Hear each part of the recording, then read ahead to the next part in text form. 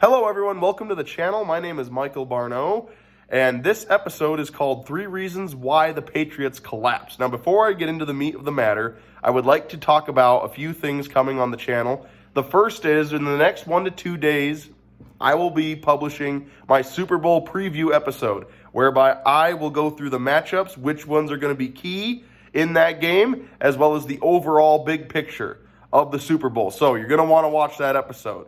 Now, the other thing that's going to happen is I have a special episode posting on Friday of this week, which is going to be an exciting development documenting a series I will be doing all spring. So those are a few updates on that. Now, let's get back to the main reason why you've come here, which is, why did the Patriots collapse? Now, the reason I'm doing this episode is because someone asked me about this. They said, well, why aren't the Patriots doing well? What happened to them down the stretch? Now, I think it's important to note that the Patriots' schedule was backloaded, and the defense got a name off of beating up on a bunch of weak teams early on. I think a lot of us know that now. But the truth is that the Patriots' defense was fatally flawed from the beginning.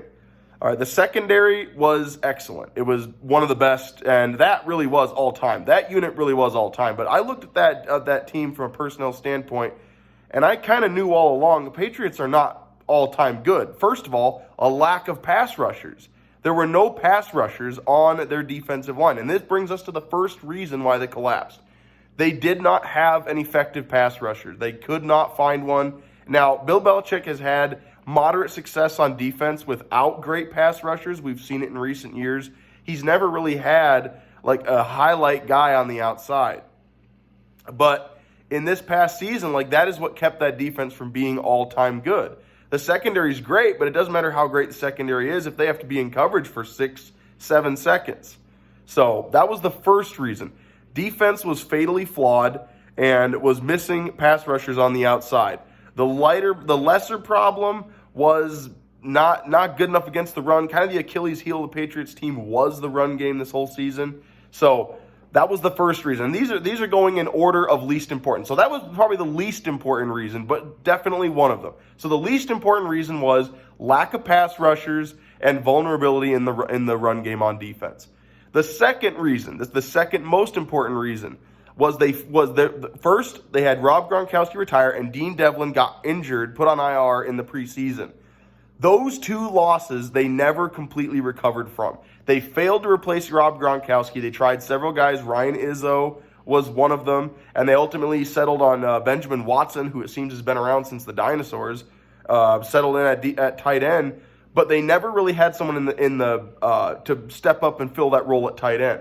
Now, what a lot of people don't think about is it wasn't what Rob Gronkowski did in the pass game as much as it was what he did in the run game. Now, he was important in the pass game. He allowed Tom Brady the freedom that if they're going to double Julian Edelman in the slot, they could still throw the ball to Gronkowski outside. You're going to give him a one-on-one if you're going to double Edelman in the slot. Well, when Gronkowski retired, they no longer had that.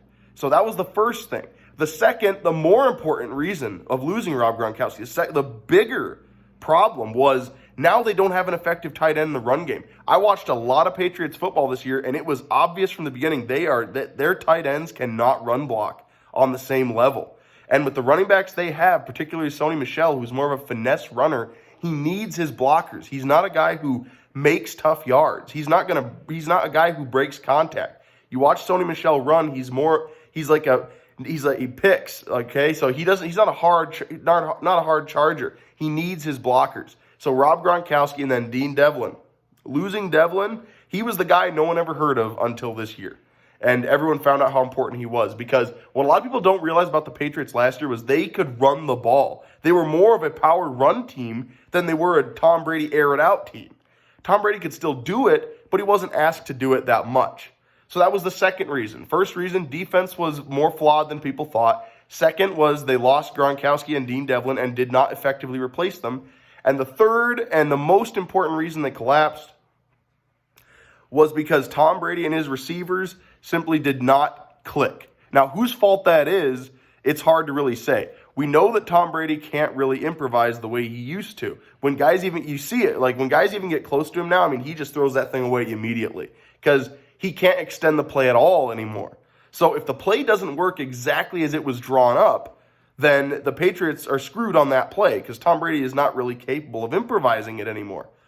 But those receivers he has, again, no one stepped up to fill the shoes of Rob Gronkowski. They drafted Neal in the first round last year, and he never effectively showed up and made the plays. All right, like I watched a lot of games last year, and those receivers did not make plays when they could have made plays. That was the biggest reason why the Patriots collapsed was a disconnect between Tom Brady and his receivers. Now, if the Patriots are going to keep Tom Brady, they've got to decide. Number one, we've got to go out and find a tight end, a true blocking tight end. We've got to go find one because if he doesn't have that, I think Tom Brady at this point in his career, he's got to have some type of a run game behind him. And so the Patriots need to decide if they're going to re-sign Tom Brady, they've got to go find a tight end for him. They can't do it the way they did it this year. And something's got to change in that receiving core too. Julian Edelman, probably his best years are most likely behind him. So they need to start looking at some solutions there. My thought is I don't think Robert Kraft is going to let Tom Brady go, even if Bill Belichick would probably like to. I just feel Bob Kraft is not going to let it happen. So that does it for this episode on the channel. Remember, my Super Bowl preview is publishing in the next 2 days. And on Friday, special episode. You don't want to miss it, publishing at noon on Friday. We'll see you then.